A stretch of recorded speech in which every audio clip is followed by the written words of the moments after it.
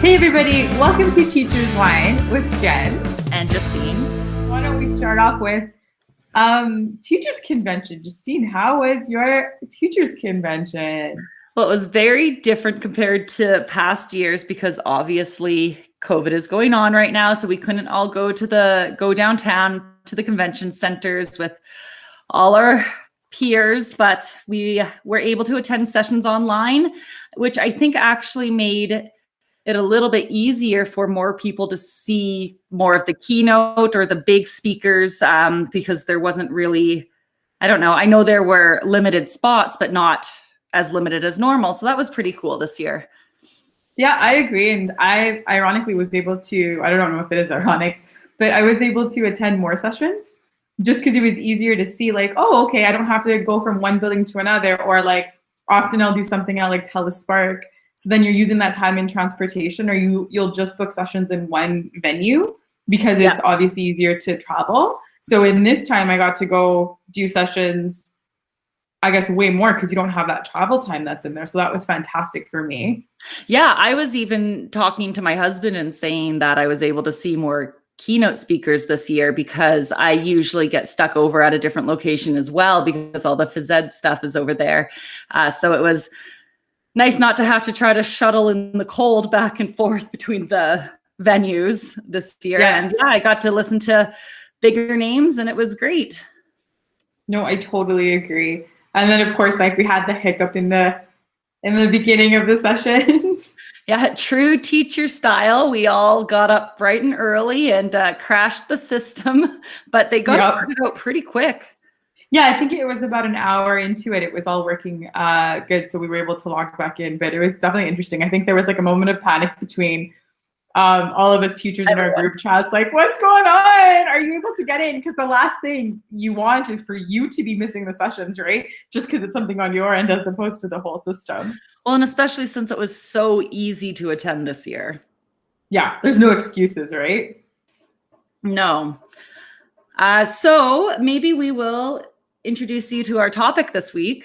Yes, please. Do you want to go ahead and tell them what we're talking about? Sure. So Jen found this lovely article that we will link you to, and it talks about 50 facts that you may not know about teachers. And of course, we're not going to just sit here and read them off to you. So we just decided to pick a few that we really related to because this is a shorter podcast.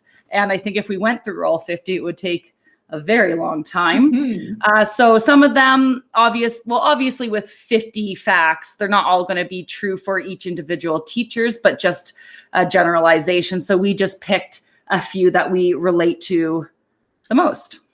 Yeah, and I wanted to just kind of talk about this topic because I don't know how you feel, Justine, but I always feel like when I meet new people who aren't teachers, or just in general, the people that I know that aren't teachers, they have this perception that our job is genuinely like we go into the building in the morning and when school is done, it's done. That's our work for 7 to 8 hours. And like on some level, I understand that perception, right? Because we all had a teacher growing up before you and I were teachers. I'm not too sure what you thought, but that was definitely some of the perception of it. However, like with me, I wanted to go into the career. So I definitely started asking more teachers questions about what it's like. And I always decided I would be okay with that extra work. But I think it's something to just think about where, because we were kids in a role where we're maybe dealing with very experienced teachers, they made that job look super, super easy. And I'm not saying it's a difficult job, but there's a lot more challenges than I think the average person who isn't in this field wouldn't know. I don't know. Yeah. What are your thoughts on just that? Well, I think that would be similar to any profession, right? When it's not your expertise or the area that you studied, like you're not always going to be aware of what it takes to go into that because, like you said, you're not going to just research all these professions that you don't personally have an interest in. So, but I do wonder if we get the bad rap only because most people have gone through the system. Yeah, and they see it up close. And so, yeah. But I mean, like, let's look at who we're teaching too. What kid is really sitting there hyper aware and tuned into their teacher and like their life outside of school? That's a good point. I remember being in elementary and sometimes thinking that my teachers lived at the school. But no, like it's totally true where you see students not, and often parents too, not really understanding truly what it takes to go into our job. Yeah, that's exactly it, right? I remember, like, just as a side note, I didn't mean to bring this up, but I remember one of my students said it to me when he was in grade 9 a couple of years back. He was like, don't you understand, to his friend, she has a life. She's not going to sit and do all these extra things for you. And then he's like admitted, he was like, when I was younger, I thought that was it. I thought teachers were just here all the time. But no, they actually have lives. And I remember being like, oh my God, he gets it. He really gets it. It may have taken him, a year or so, but he got it.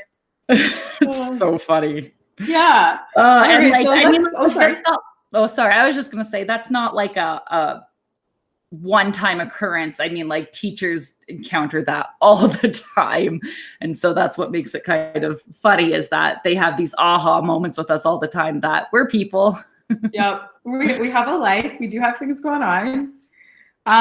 Yeah. Why don't we dive into the article? So teachers do not become teachers because they are smart enough to do anything else. Instead, they become teachers because they want to make a difference in shaping young people's lives. So I find this really funny about the smart enough part, because I still remember when I was first accepted into the ed program, I remember running into somebody from high school and telling them that I was in education, going to be a teacher. And they literally told me that they thought I was too smart to do that, like based on grades in high school, and that I should be aiming for like the higher paying career because I was smart enough to do that. And it's just so funny, because that's just not why you become a teacher, right? Like, I want to teach kids phys ed because I want to be able to teach them about their health and movements and keep them active into adulthood and make a difference in their life that way.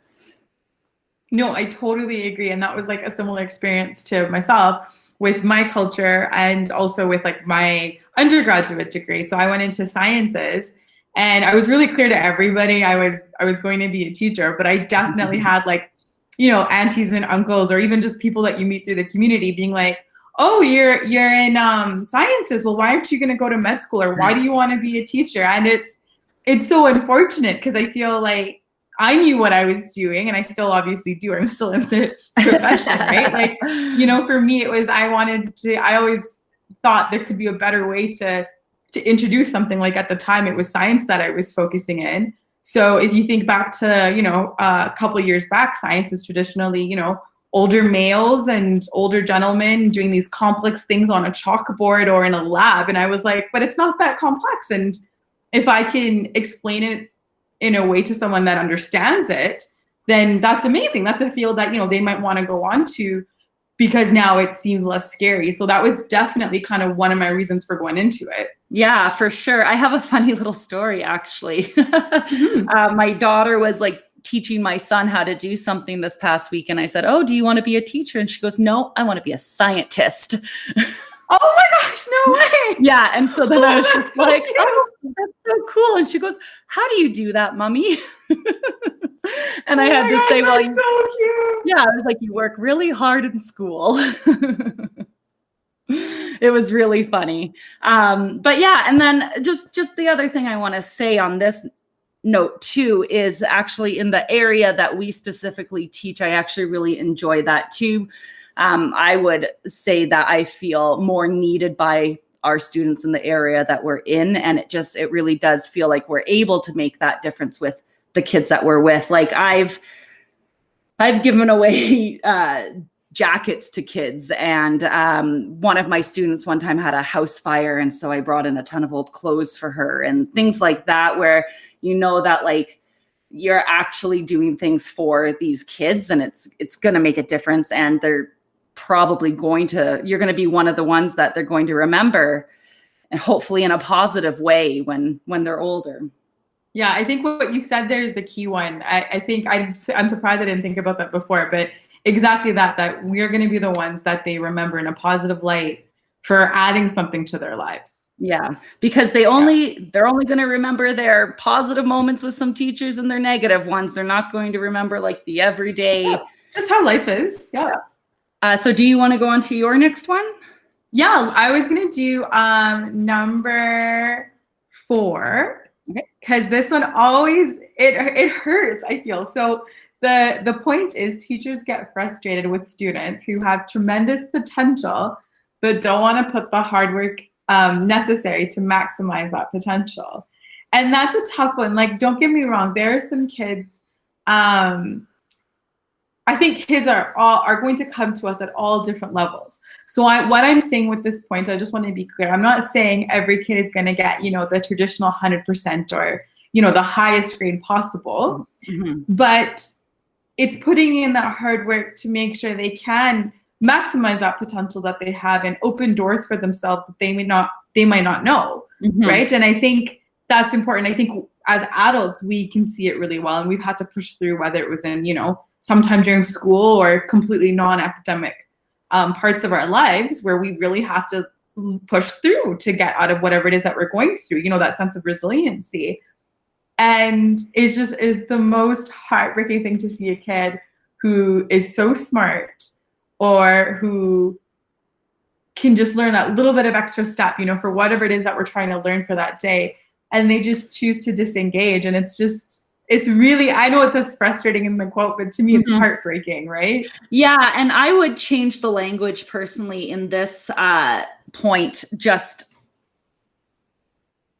like with my feelings towards it. Like we said, with this article, of course, we're not all going to relate 100% with each point, but I would just say that teachers are, I don't want to say frustrated. I just want to say almost like a little sad for their students, and not even just the ones with tremendous potential, but just any of them not meeting their potential, right? Like, it's not just about the brightest minds in the classroom. It's about the kid who maybe is just copying off his neighbor because it's easy and they're not actually learning it themselves. And then how far down that hole they're going to get really quickly, especially like in something like math that builds continuously each year, or like reading and writing and things like that, right? So just, to me, it's just how, like we talked about our other podcast, like how do we motivate them to get that, to reach their potential without, driving ourselves crazy. Yeah, that's exactly it. And that's why, I was like, even it's not about that 100%. It's just trying that little bit of effort to just like take that extra step of whatever that extra step would be. Yeah, definitely. No. Okay, I'm going to go next. I picked number 3. It's teachers do not just work from 8 a.m. to 3 p.m. with summers off. Most arrive early, stay late, and take papers home to grade. Summers are spent preparing for the next year and at professional development opportunities. So again, of course, we have to take all of these with a little bit of a grain of salt, right? Teachers do not just work from 8 a.m. to 3 p.m. with summers off. Most arrive early, stay late, and take papers home to grade. Summers are spent preparing for the next summer and at professional development opportunities. So I really relate to this one, especially with teaching phys ed. We're almost expected, I would say, to coach as well. So a lot of my extra time is spent coaching. And I actually feel like this is very misunderstood by a lot of teachers, because they think that because it's phys ed that we don't prep, we don't mark as much, but we really do put our energy back into the school in a lot of different ways. So this one's hard because, well, when I first started teaching, I think I coached pretty much the whole school year long. Like, I think I coached every single season. And then even up until obviously now, I coached usually at least 2 sports a year, whether that's more of a major time commitment one like basketball, or a shorter one like badminton or track. But there's times that I'm not home until 9 at night. And when you have a young family, that can be quite difficult to choose to spend your time not with them when you're done work. But I don't spend all of my summers in professional development. I mean, I always will update like my first aid and do things like that if the opportunities come up. And I'm working on my master's, so that gets more attention in the summer as well. But I really do try to spend my summer with my family. No, and I think you're right. I think it definitely comes with a bit of a grain of salt, so to speak. Because the other thing too is, from the more, I guess, like from someone who teaches core, I don't know how it's perceived. We're in a building and our team is got some pretty good teachers and we're all pretty young. But I could see this from a traditional standpoint saying, well, Miss Mahal leaves early. And I wouldn't say I leave early. I would say I would leave as soon as it's our cut time. And keep in mind, during COVID, we're asked to leave the building as soon as we can. Right. But even in non-COVID times, that's something I would do. But that doesn't mean my evening is done. Right. I would go to the gym, have myself at that moment, make myself some dinner, and then I'm marking or planning for the next day. Or on the flip side, I will chunk everything on a Sunday. And if we're doing things more online, I will post everything and have everything ready to go on the Sunday night. So at least the planning is done, and then my weekdays are more marking. But nonetheless, once school is over, it's never over. Like even right now, just you and I recording these podcasts is our professional development. We're bouncing ideas off each other. We're collaborating. We're learning to use new technology that we haven't done before. We're hoping to speak at convention next year. And this is our evening time. You know, you had all day with your kids. Both you and I worked a full day and we're meeting online. I think those are the things that people don't always see happens in our lives. Like when we come home, we don't just, it's so hard to turn off. And those around me in my life that aren't teachers don't always get it because it's just how it goes, right? So I think that's something to just keep in mind, right? It's not the same, 8 to 3. And the other point to kind of tack onto this is a lot of our breaks, winter break or not Christmas break, spring break, are spent doing things like marking, planning. Report cards often is used during winter break. Every winter break I can think of, I'm always tweaking report cards. Excuse me, I can't speak, I guess.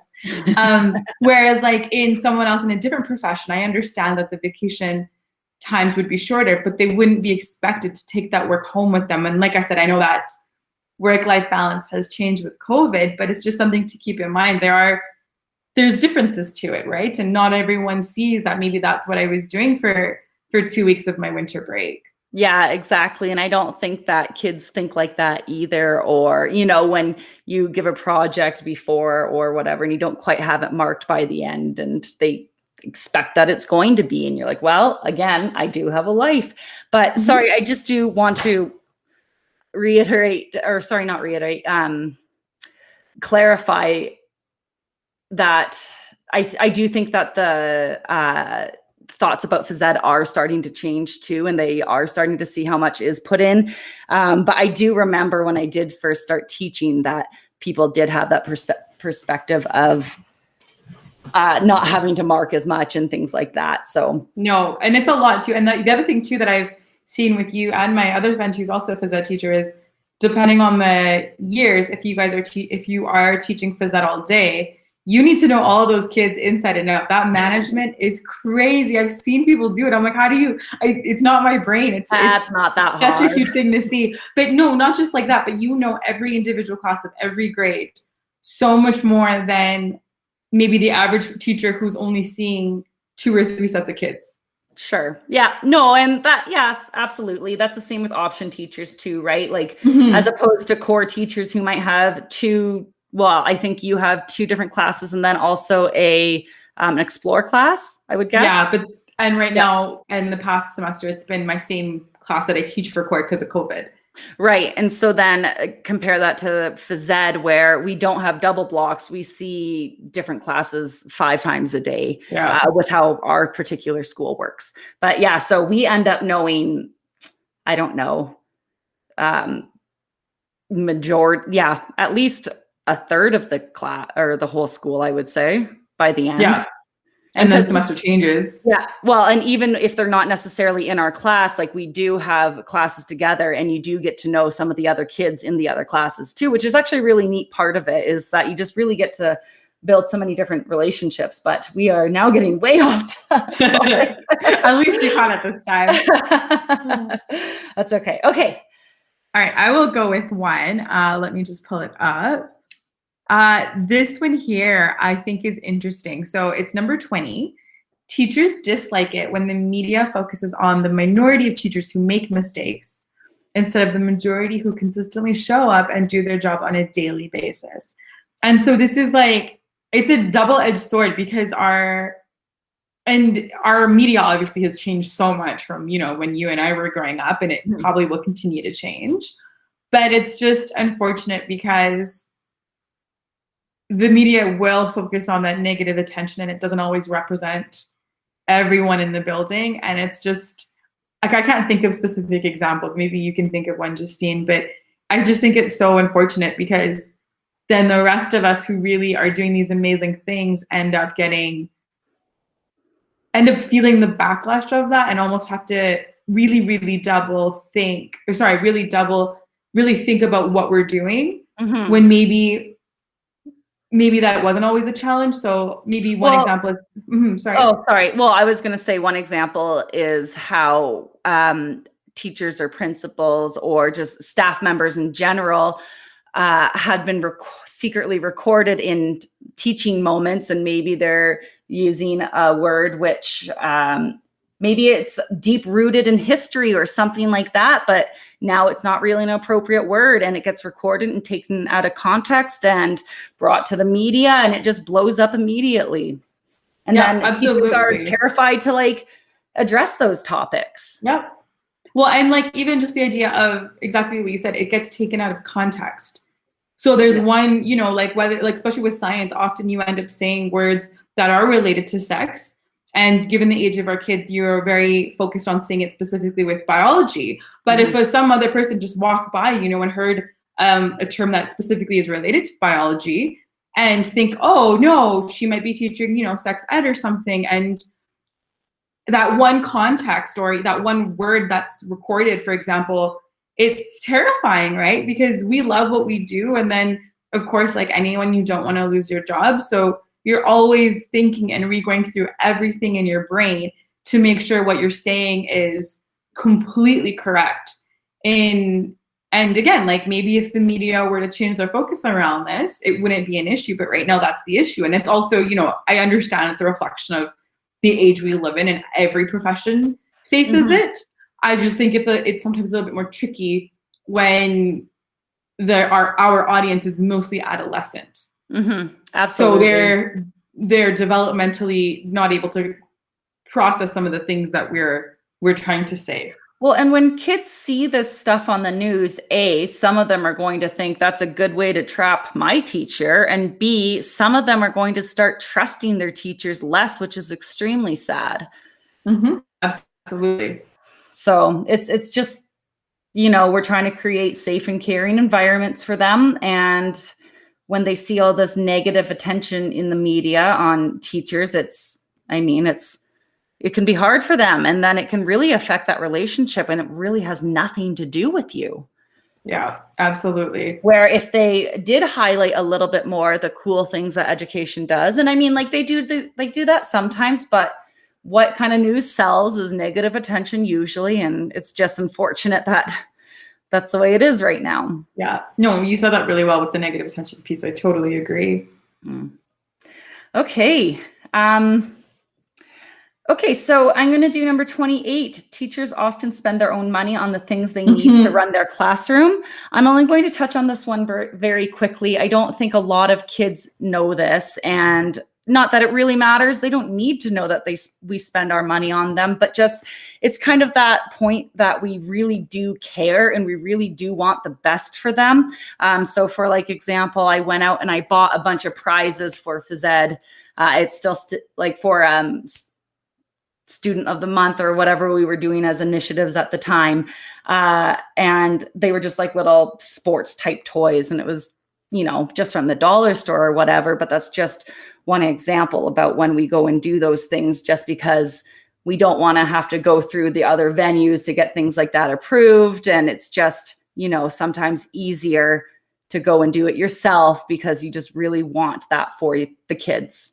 Yeah. And now we do have those tax breaks that we can claim, but let's be honest, some of us do spend more than that, and maybe some of us don't claim that. Yep. Well, I was just going to say, like, I think you did a really good job of explaining it. And then I was just going to add, like, I know with my first year, it was a lot of things I was buying, even just simple supplies for myself. I know the school had some, But every now and then you're like, oh, do I really want to rummage through this? Do I, maybe I need this specific, for example, type of binder or whatever the case might be. It might be something really specific that you have to go out and buy. And yeah, it's just something that I don't think, it's something that's very like unique to our profession, I'll say. Yeah, definitely. Well, Jen, maybe we should do one more each and then move on to our segment. That sounds great. Okay. I feel like I'm just debating between which two. Let's see.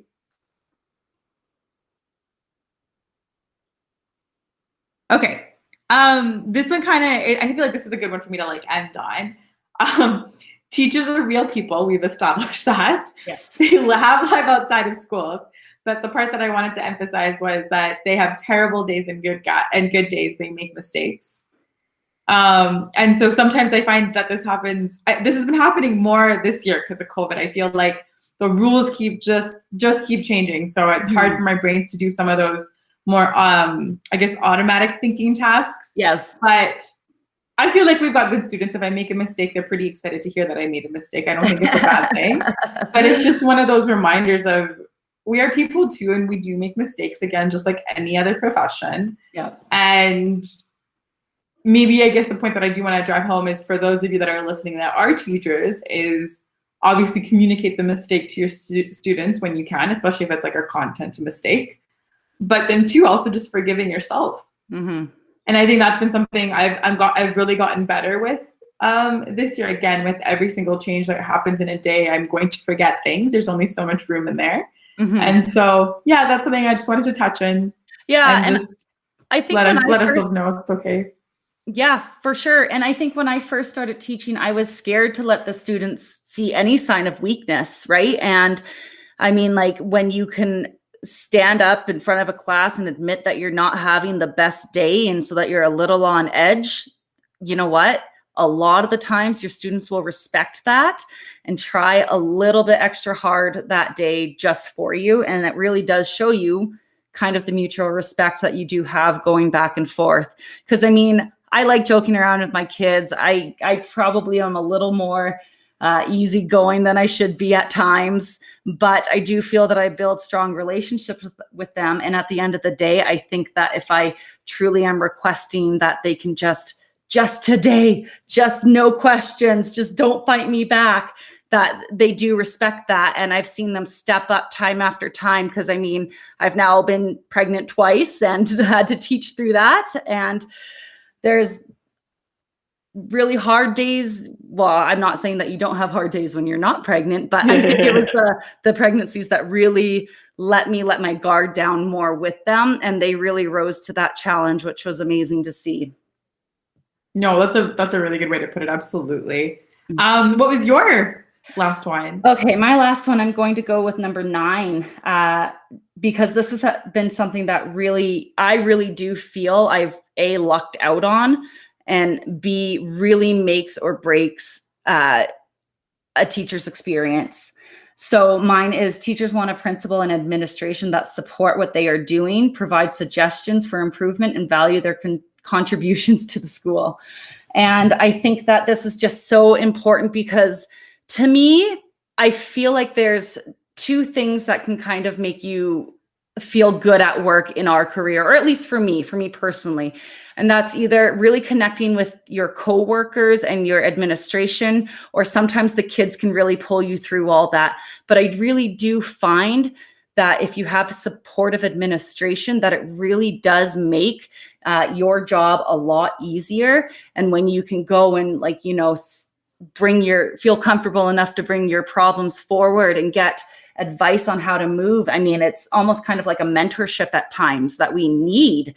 And it shapes how we end up as professionals. It shapes our whole career, and it makes our day-to-day life better or worse, depending on how we perceive our administration, right? And so I really do feel I've lucked out. I feel I've always had supportive administration, and oftentimes fun administrations and hands-on. And there's just so many different styles that they have, right? And at the end of the day, the whatever they choose, I'm happiest when I'm supported, and then I can be happier with my students, which in turn makes them have a better experience in school.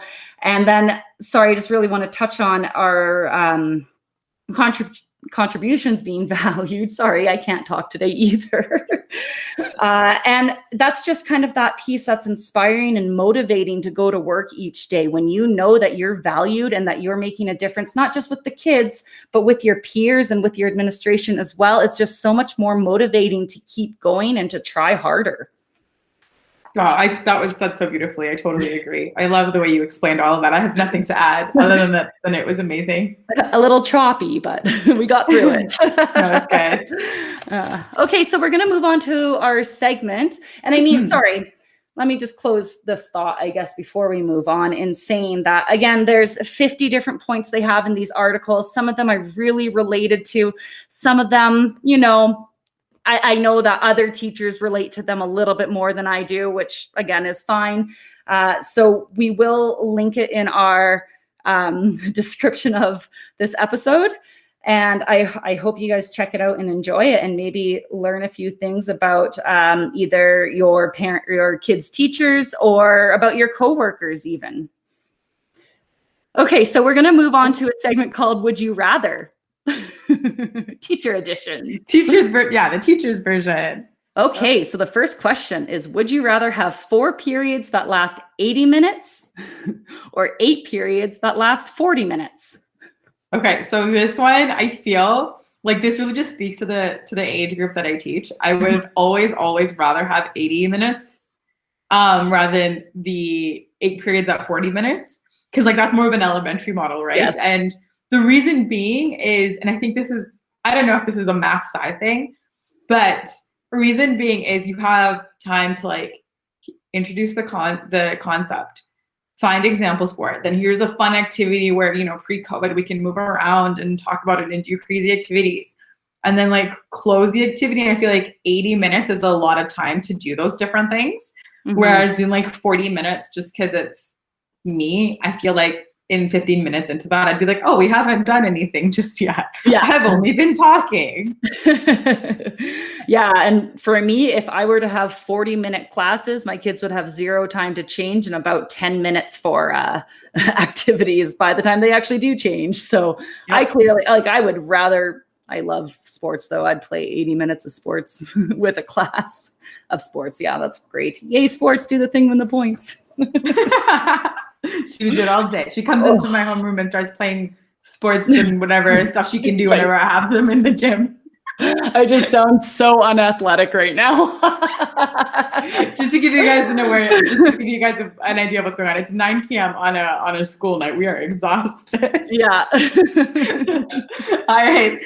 Would you rather monitor standardized tests or grade a set of essays? Monitor tests, 1000% without a question.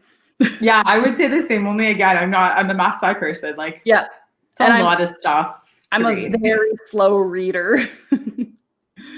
Okay. Would you rather attend a workshop taught by a peer or lead a workshop filled with your coworkers? I'm good with both. Is that weird? Do I have to pick one? Yes. Because okay, then I would say, whoa. What did you enjoy more? Because we've both done both. We've done both. I do enjoy leading it. I really do. And the first one I led with all my staff was definitely a little intimidating. And then after that, I just got over it and it was fine. So I'd rather lead it, I feel. Yeah. And for me, I'd rather lead just because that means we're probably doing something physically active. That's totally fair. You were doing all the physically active ones. I made people like hold paper between them and other people.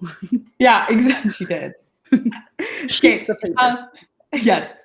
And pool noodles. We'll tell you guys about that one later. It was good. It was fun. Would you rather a year-round schooling with several weeks off in blocks or a traditional schedule with summer off? Personally, I like the traditional schedule just because my husband's a teacher as well. So then we get 2 months off with our kids. Oh, I didn't think about that part. I was thinking the breaks in between. And I had this when I was in the UK. You're teaching for about 6 weeks or 5 weeks and you got either a week or 2 weeks off. Mhm. And I enjoyed it, but this might have been me just being on that side of the world because it meant I could fly Yeah. to different countries on the span of a week, and the flights were really well priced. So I am slightly biased towards it. I don't know. Well, no, if you've experienced both and you just like the other one better, that makes a lot of sense. But Like I do wonder how much I would like it in Canada where like, or in Calgary specifically, where it snows for half those breaks. Now that I actually am thinking about it and the fact that it's snowing right now, I don't know. Well, it depends on if you can get away somewhere warm sometimes too, right? But yeah, so thanks for sticking this one out with me, Jen. Like you said, we're both quite tired, and I apologize if it comes across that way. Yeah. But hopefully it was still somewhat enjoyable for you to listen to. Okay, well, thanks for whining with us.